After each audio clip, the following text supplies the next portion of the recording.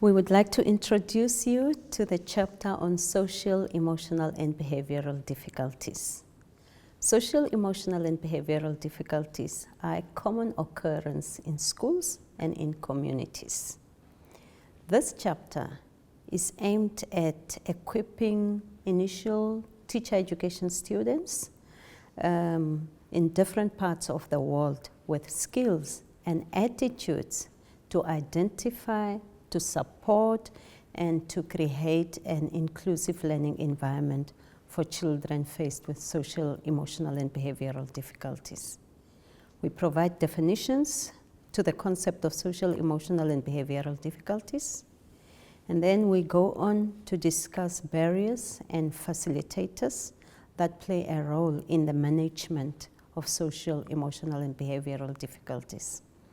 We have chosen to focus or to use the relationship approach, emphasizing the importance of relationships with stakeholders such as families, communities, learners, multidisciplinary team, and all possible partners. We further explore strategies and methods suitable for addressing social, emotional, and behavioral difficulties from throughout their lifespan, so to say. But since this book is about schools, we do it from early childhood up to secondary education. And then we conclude with recommendations for teachers and some reflection activities. Now I hand over to Francisca to tell us about the definition of the concept. Yeah, just to provide a short definition, the term ACBD covers a wide range of emotional difficulties and quite complex mental health issues. The Special Educational Needs Code of Practice describes this kind of difficulties as a learning difficulty, in which, for example, children or young people I work with may have hyperactive, in fact most of the time they have a ADHD diagnosis, and they can present also a disruptive or disturbing nature. They could be withdrawn or isolated, and this is especially for boys, while girls may present some kind of internal signs such as depression, anxiety, frustration, or self-harming. And the common thing is that they have difficulties in managing and controlling their own emotions and behavior, which is really unpredictable most of the time. The sad thing is that this kind of difficulties can pose like a barrier to learning, because they can be excluded by some kind of activities or projects, and they will develop a disruptive behavior in order to draw attention away from their inabilities to follow what's going on in a classroom, like during lessons. There is evidence that ACBD are influenced by various biopsychosocial factors such as age, gender, and family income level. In fact, there is an increasing number of children with this kind of difficulties who were born or living in a social, cultural, economical disadvantaged situation. We tried during these days to identify some kind of barriers and facilitators, and maybe you can talk about that. Yes, I will. Yes, in our group we talked a lot about factors that can be barriers as well as facilitators, and this concerns, for example, the cooperation between the different systems, such as medical system, social system, educational system, and so on.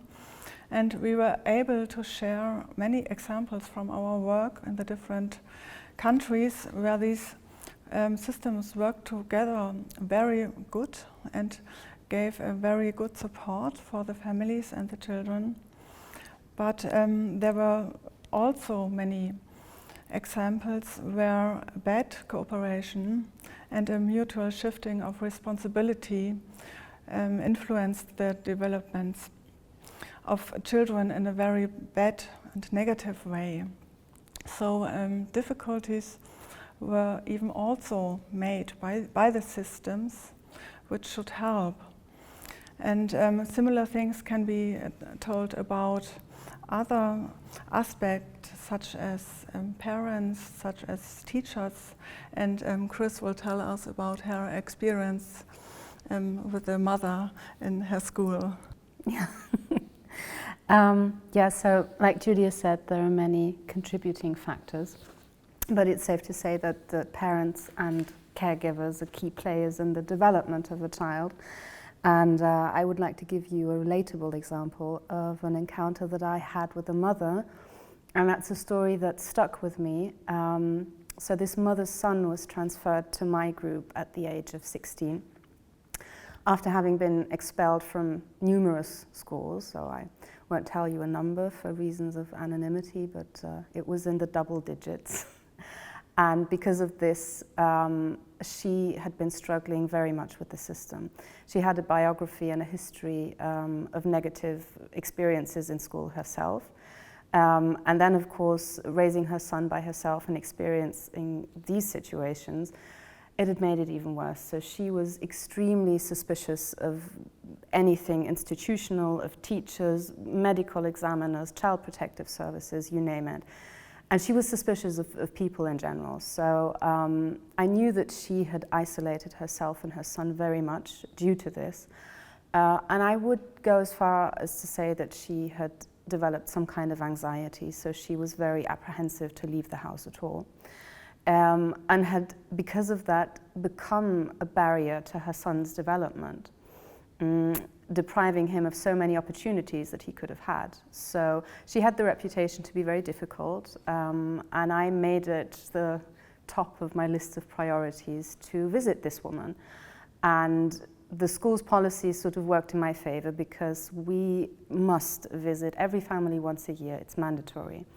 Not to do an examination, but to form a relationship with them, to get background information. Sometimes, of course, we'll discover problems when we're there, but that's not the sole reason of us going there. It's establishing a relationship. And so I called this woman, and of course she was apprehensive to letting me come into her personal space. And it took several phone calls, and I had to discuss in great detail with her how exactly this visit would work. So I described what I looked like, and exactly what would happen. Like, I'm going to ring the doorbell, you'll open the door, let me into the flat. You will tell me where to sit, that's exactly where I'll be. I won't move, I won't check under your sofa for dust. And if you have a cup of coffee for me, that's lovely. If you don't, that's fine also. And finally she agreed to let me come, and we sat together. And I didn't say much because I knew probably what I would say from a school's perspective, she would have heard it. So I just let her talk, and while she was talking, I realized she had so much that she needed to get off her chest of feeling misunderstood, feeling abandoned, the injustice of the school system, and that she felt vulnerable towards it. And I just let her talk for the entire visit, and when it was time to go, I remember we were standing in the doorframe, and she looked at me and said, "So when are you coming back?" And I knew that was the moment I had the foot in the door, and I thought, yes. And I asked her, well, when would it suit you? When would you like me to come back? And she said, well, this time next week. And I agreed, and it became a regular thing. So I would go on a weekly basis and visit her, and we'd have a coffee and a chat. And first for me, it was sort of listening and observing, because understanding her meant understanding her son, understanding the whole situation. And by doing that, we formed a relationship of trust. And so while she was telling me her problems and our relationship had progressed, it was possible for me to offer her solutions.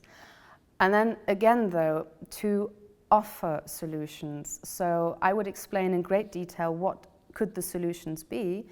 And some of the problems that she was facing, like she has a very hazardous living situations, so some of these things were non-negotiable. So it was clear we would have to make some adjustments. But what we can negotiate about is various options in which these adjustments can be made. So you can choose between option A, B, and C. And that is a more respectful approach on eye level, and it gives you the feeling of being in control of the situation. And that was something that she managed to accept. And over time, she even managed to accept me bringing other people into the equation. She didn't trust those other people, but since she trusted me, it was okay for them to come. So it was like, okay, I don't know this person, and probably they're not going to keep their promises, and they're going to make grand promises about what they're going to do for me, but it won't happen. However, Ms. Carson said it was okay to speak with this person, so I will. And her only condition that she had was that it be a woman, because she didn't feel comfortable with having men in her personal space, and luckily we were able to accommodate that. So helping her all by myself was completely unrealistic, and I'm not qualified to do so. That's where the qualification comes into the whole thing. However, because we built this trust, it was possible to install a support system for her, who then managed to provide her with opportunities, to give her therapy, to give her help, and by doing that, giving help to her son and giving opportunities to him. And he's not at our school anymore, not because he was expelled, but because he actually managed to finish school. And he's working now, and the mother is still in contact with me. And she will send me a Christmas card and a birthday card every year, which I think is really awesome. So that's sort of a story that I believe shows it's not always about the qualification. That may be an important thing, but quite often it's about forming a human connection. And all it needed in our case was to sit down and have a cup of coffee. So it is possible to do that. And then maybe by forming that kind of relationship, you can bring in the experts who will then do their thing. Yeah, so that was my personal experience. And now maybe Julia can tell us a little bit about the needs and developments of kids. Yes. So social emotional development is in early childhood is very closely related to the development of the attachment system and on the development of the stress regulation system. So we want to tell you a little bit about that. According to Bowlby, attachment is an invisible emotional bond that connects people across time and space. And that means that children develop an inner representation of people who can provide security, and they can feel connected to them, even if they are not there in the moment. So the need for attachment is one of our basic needs, like drinking and eating and sleeping, and we are not able to survive without attachment. And the attachment system will be activated in moments we are feeling insecure, and then we will seek the closeness of a bonding person, and with this contact we can calm down and feel secure again. And only with this safety we can explore and we can learn new things. So safety and attachment is very necessary for learning and for development and all different parts of development. Babies are born with a stress regulation system which they cannot regulate themselves yet. They need the attachment figure to co-regulate them when stress increases. So the caregiver has to realize the increasing stress and respond to it promptly and very sensitively. And in addition, the caregivers have to have a very regulated stress system by themselves, because stress systems align to each other. So if an adult is very calm, he can calm a baby. But if an adult is stressed by himself, it's not possible to calm a baby, and I think we all have experienced this in our life before. And experiencing this, the baby can be calmed and it learns to self-soothe over the time. But if the baby cannot have this experience sufficiently, they cannot learn to regulate themselves, and stress system will quickly rise up and lose control, even with very small triggers. And this can cause behavior like impulsivity and difficulties with emotion regulation, difficulties with recognizing others' emotions and following rules, and much more.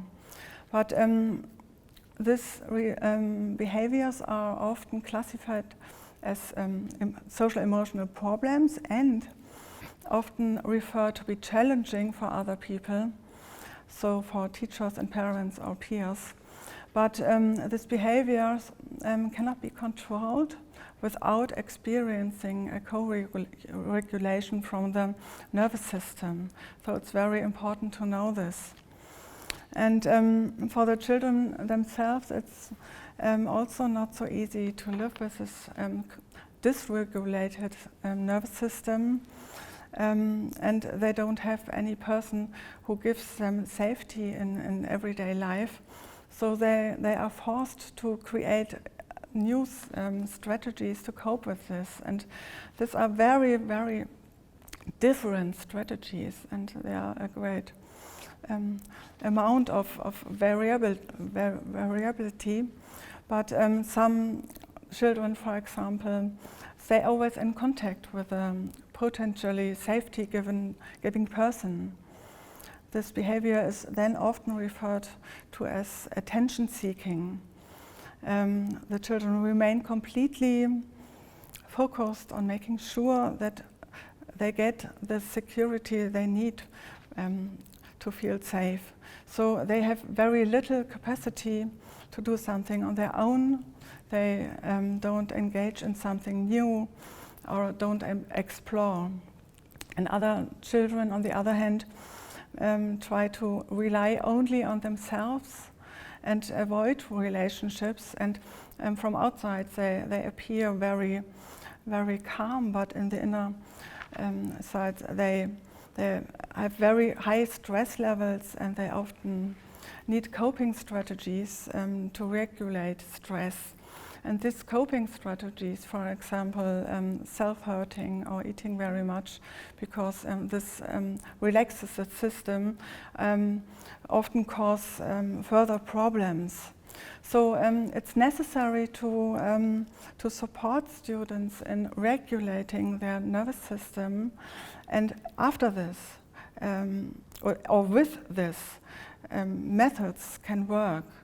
And now we want to tell you some methods from our experiencing, from our experiencing. Yes, sorry. For example, I used to work with executive functions activities, and executive functions are like the response inhibition and the capability of planning, organizing, managing and modifying and verifying something, such as a behavior. And they could be really helpful for the working memory or for the inhibition of problematic behavior, and to improve the attention and concentration span, and for to improve the problem solving and the cognitive flexibility.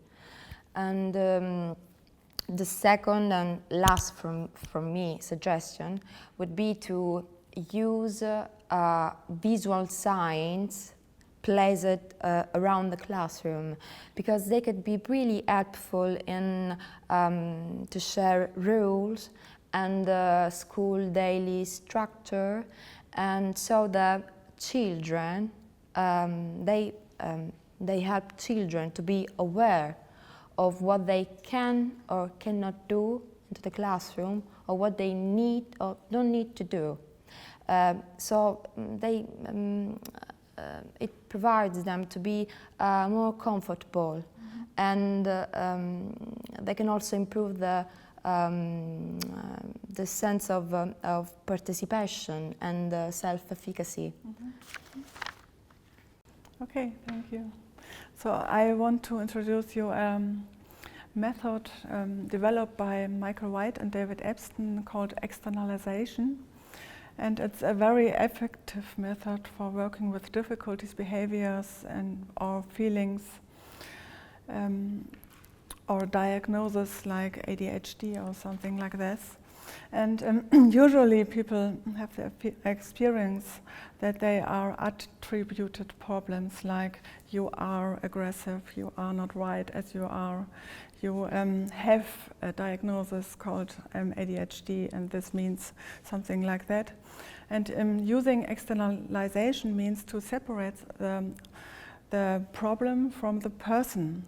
So there's the person and there's the problem. And in the next step, we can try to get to know all about this problem, and maybe the problem has a name or a certain look or a color, and especially children love to create problem monsters and to draw them. And the next step can be realized that not everything of the problem is really bad. There are good parts in the problem, and it's good to keep the good part, and maybe then it's possible to try to influence the disturbing parts. But very important is that not the person is the problem and has to be changed, but the problem is the problem. And this can be changed maybe, and this method relieves the person from the burden of shame and makes action possible. And that is very, very important, because you cannot do something if a person tells you you are like this and this is like it is. I want to talk about the role of the teacher in this whole process. The teacher plays a very important role in the life of a child presenting with social, emotional, and behavioral difficulties. In many cases, the teacher might be the only person that the child trusts with their issues. We have learned about cases where children did not even tell their parents about the issues they were facing, because they were trying to protect their parents from carrying heavy burdens. So in most cases, you find the teacher having a lot of administration, a lot of teaching duties, and on top of that, having a whole lot of learners that are experiencing one or other social, emotional, and behavioral difficulties. And this becomes quite a heavy burden and might take a toll on the teacher's physical and emotional well-being. So we think it's important that teachers do take care of themselves, of their mental health and well-being, and there are a few strategies of doing so. One such strategy is practicing self-compassion. And self-compassion has to do with you listening to your inner voice. When you get the feeling that I think I'm exhausted, then listen to it. I think I need to see a doctor, then you respond to that. Or I need my friends, or I need to go swimming. This is the way I offload. Those are some self-compassion strategies. And also the fact that teachers have to have support-seeking behavior from the department or from the community. As we have said, you form a network, and through that network you can seek support. And that is actually the next strategy I want to talk about, is that of forming a circle of support and building trust from the community, building trust even from the learners, because the learners have an important role to play as peer support providers. Learners sometimes may also not trust the teacher, but they trust their peers and tell them about their problems. And then the peers are able to tell the teacher, or they convince the learner to tell the teacher. And that is also an important level of support, because problems that will all have come to the teacher now can be addressed at learner-to-learner level. And in order to do that, we need to empower the learners to care for one another, to respect one another, not to bully one another. And once we have that, establish that trust and respect and dignity, things should go well. Maybe Chris wants to share some ideas around, based on her experiences in a school and this teacher-learner relationships and so on. Yes, something that I'm very passionate about, which isn't a method but a strategy maybe, is creating safe and welcoming learning environments. By chance, actually, I happen to be on the group that wrote about this, a chapter for this project here last year. And I'm quite passionate about it because, for one thing, it's the opportunity for you to form a working relationship with your kids around an authentic goal. You want to create a safe space and a welcoming space for everybody. So that's a shared goal that you have right there. And also, I have to admit personally, I have a strong dislike for schools because I find that they're designed for teachers and not for learners, not creative spaces to sort of develop in and grow. And also, I can only sit on a hard chair under a fluorescent light for so long. And so actually, it's quite easy to motivate groups to change their environment, especially if you give them a certain sense of autonomy and importance. Everybody has a job, there's something to do for everyone.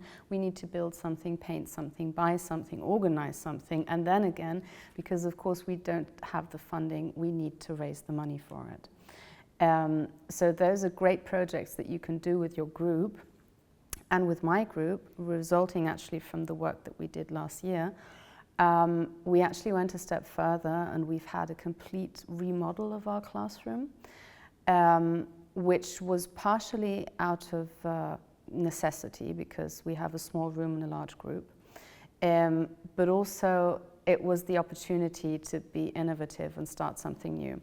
So I remember last year here I was talking with Frank about learning environments, and he was showing me these pictures of a firm in Switzerland who produces like big beehives that you can install in a classroom vertically on the wall. They're bolted to the wall, and each child has their individual octagon-shaped little honeycomb, which contains a collapsible chair and a collapsible table and a little light. Can change its color. They're really excited about that.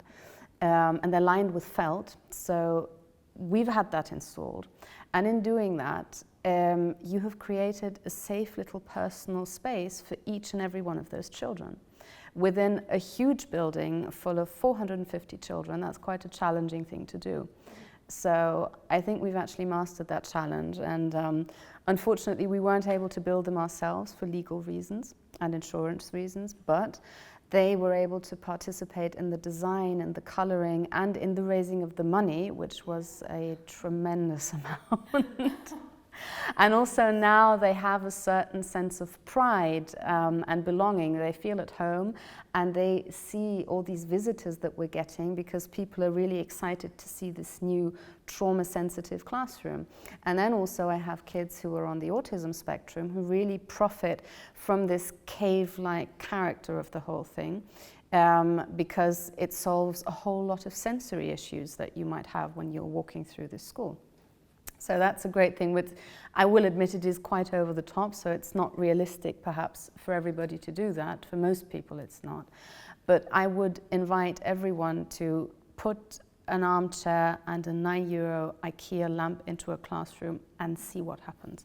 You will see the vibe and the dynamic changing, and that's something I do believe everybody can do. So you have an armchair, or you can acquire one somewhere. You Maybe have some a lamp plate or a on the candle. ground. Or some Yeah, you know, and maybe even the children, that also, include them in the whole process. Maybe they have ideas, maybe you can make something yourself. So it's really important to allow them to participate in this, because that also tends to curb the tendency that our target group seems to have towards vandalism. So when they've built it and it's theirs, they will take care of it. And you will experience a lot less of that. Interesting. Yeah. So we, at the end, I think we truly believe that this kind of difficulties need cooperative work and early and systemical interventions in order to build a school and an education for all, a support community, and we hope an inclusive culture. We also believe that it's important to give students the possibility to express their voice, their views about their behavior, and it also provides them to with an opportunity to gain an insight into their behavior, and it will help them to manage and control this kind of behavior. May this helps to prevent feelings like helplessness and alienation, empowers them to take more control and responsibility about their action for themselves and for the others. Yeah, and I think it's really important for you to have or to work towards having a stable relationship with the kids, because you will achieve nothing in no respect if you don't. So it's important to be respectful, to work with them on eye level, to include them in processes. And again, it's not always legally or medically or in any way possible to give them all the freedom in the world to decide. But again, like with the mother, it is possible to present them with options, to give them the freedom of choice. If you've reached a crossroads, it is their life that you're deciding about, and it is their surroundings just as much as it's yours, so they deserve to be included in that process. And I think if you want to have a strong relationship with them, it's important for you to be reliable, to be trustworthy, to be dependable, and most of all, not to be judgmental. They need to know that they can come to you and you will listen and you will observe. Don't give advice if you're not asked for it. Don't present solutions if you're not asked for them. Just listen, and maybe just offer be there. them. Yeah, just be there. Just be there for them. Maybe offer them a cup of tea, and then maybe if you get to the point, you can find a solution for things. And so with me, in the group that I have, emotions are a big thing. So it is very dangerous to talk about your own personal emotions, but they're little seismographs. So as soon as there's a shift in my mood, they will smell that from a mile away. And I believe it is so important to be authentic with them. So they will ask me, they will realize, okay, you're frustrated, you're annoyed, you're irritated, and it'll make them tense up. So I'm honest with them about it, of course, in an appropriate way, and I don't go into detail about my private life, but I might answer like, right, so I got an email from this person and I'm really annoyed about it because I think the person was being very disrespectful to me. And then we'll have a discussion in the group about what I should do now. And it's been such a lovely development from at the beginning, the answer or the advice that they gave me being, go and punch that person in the throat. I mean, we have a larger repertoire now of solutions to my problems, and even then, it is a valid option. I could punch that person in the throat. However, we must consider that this would have consequences. So I would get fired and possibly arrested. And so they learn by that in a safe way, because they don't have to expose themselves, but they can sort of share and see me trying to model behavior, and they see, okay, she's angry now, and she's not punching anybody, and she's not destroying anything, so let's see what she does. And you can actually sort of see them waiting for the reaction to see what I'm going to do about it. So yeah, that's pretty much an overview of our chapter and the things that we find important. And it was of big importance to me to sort of say some words of advice to all the fellow teachers who might see this or read this or hear this. Because I remember at the beginning of this work, I was not qualified for it. I'm still learning. I'm visiting workshops, I'm educating myself, but a lot of it is sort of learning as you go. And I remember quite often I felt very isolated and alone and frustrated, and I had the feeling I was going nowhere and I wasn't achieving the goals I needed to be achieving with these children. And my advice to you would be, give yourself some grace. So it's a work in progress, and I've learned now with time to sort of see the small successes. Like, for example, my colleague was complaining to me that this one boy, he wasn't achieving anything, he wasn't going anywhere with him, and he was being disrespectful and he was being unruly and not doing the work that he was supposed to be doing. And I actually managed to see it from the outside at that time, and I said, right, but he's coming, isn't he? And the teacher said, yes, he's showing up. I said, right, well, there is your success right there, because the complexity of the chain of actions that needs to happen for you to show up is tremendous for a kid. You need to set your alarm, get up, get dressed, make your way to school, go through this huge school building full of people into your classroom, and you have to do that in a fixed time frame. That is a huge achievement. And you should celebrate that, and you should celebrate that with the kid. You know, good job, tremendous effort, great that you're here, and if you're feeling overwhelmed now, that's fine. You can come back tomorrow, we'll be happy to see you here, and we'll just take it from there. So maybe it's just the little things, it's not the great breakthrough or the great success. You're doing great, you're going to get there.